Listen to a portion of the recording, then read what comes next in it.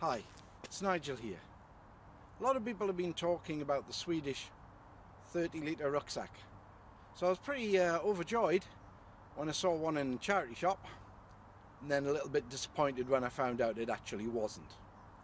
But this trapper pack cost £3.50. That's about €4. And for the price, it's a great rucksack. It's rather old, probably originates from the 70s, but it's good quality stuff and it's lightweight. First thing I had to do when I got it home was put the straps on, put the bag on properly and tighten them up. I had a decent rucksack. Then I made a few modifications. Although I'm a bit of a cheapskate and I like to save money wherever I can, sometimes it's worth spending money on the right kit, because when you're out in the field you don't need it to let you down. One piece of must-have kit is a waterproof bag.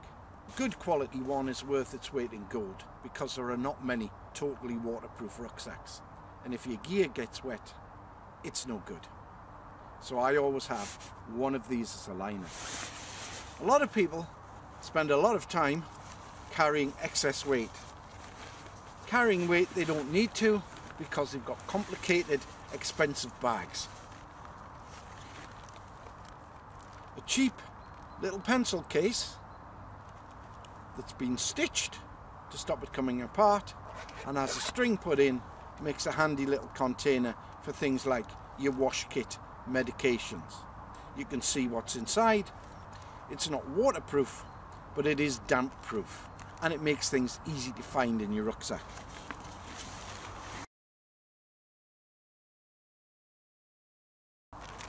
Good quality sealable plastic bags are also great. They're cheap, they're durable, and they keep your kit dry.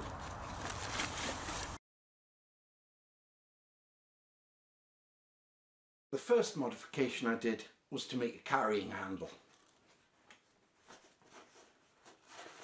I used about 5 meters of paracord and a cobra weave.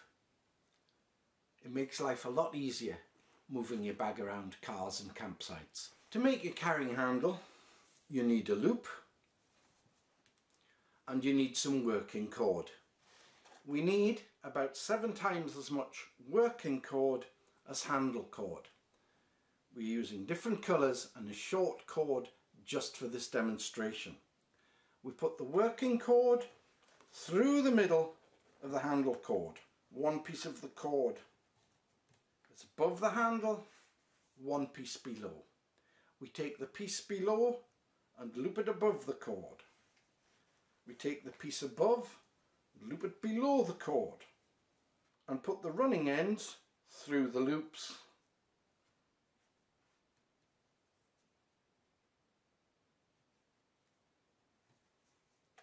Then we continue exactly the same way. The piece that's coming above goes below, the piece that's going below comes above, and the running ends go through the loops.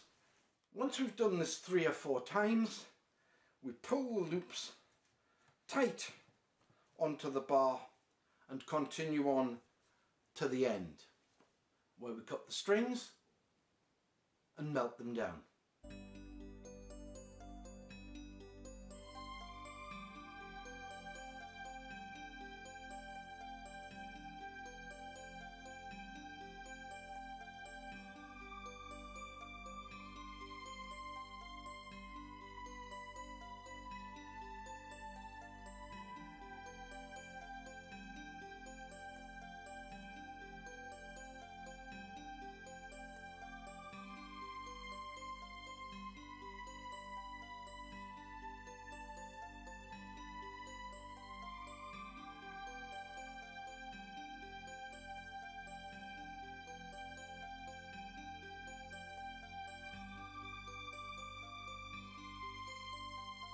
The shoulder straps and the buckles use lift bars. They're quite difficult to use when you've got gloves, so using the cobra weave, make a little handle, and it makes it much easier to use when you're wearing your gloves.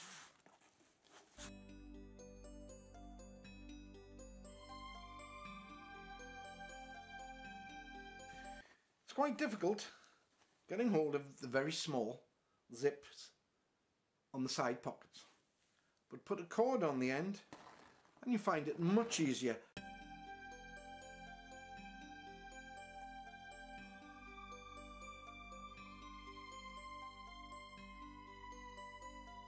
This strap round the waist will stop the rucksack bouncing about, but there's no padding here.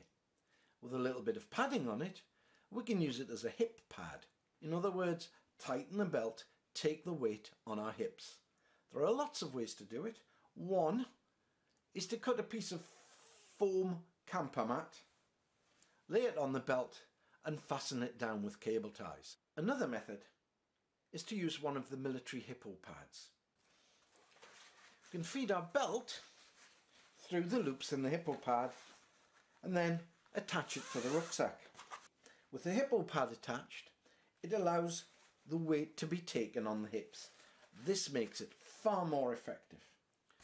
One of the problems with the Trapper pack is its construction. Quite often screws are used to hold the frame together. When I bought this pack, the screws were coming out. The answer's simple. Unscrew them, then wrap the screw in plumber's tape.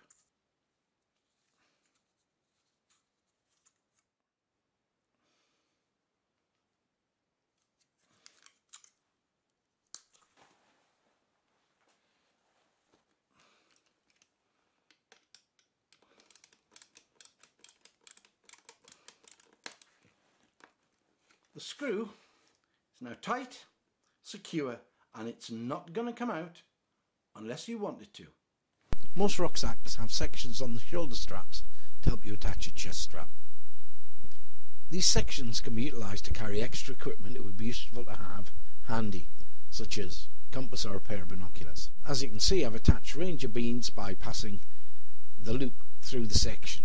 There are a number of ways of making a loop to attach your equipment when you use an Alice clip or something similar. The most secure is to stud or sew a loop of nylon tape around the section and then move the joint to the back. You can make a movable loop by sewing some Velcro on a piece of car seat strap. You can join two pieces of Velcro together around the back and then fold them over at the front. To make things even more secure, you can attach some Velcro onto the equipment container and fold that round the back. If you're really bothered about losing your equipment, you can then use a piece of string or cord to attach the equipment. If you want to make a label for your rucksack, fine, print it on the computer and laminate it. But make sure that the hole for your string is separate from the label. So if it does get wet, the water doesn't seep into the label and ruin it. I hope this video has been interesting and informative. I look forward to hearing your comments.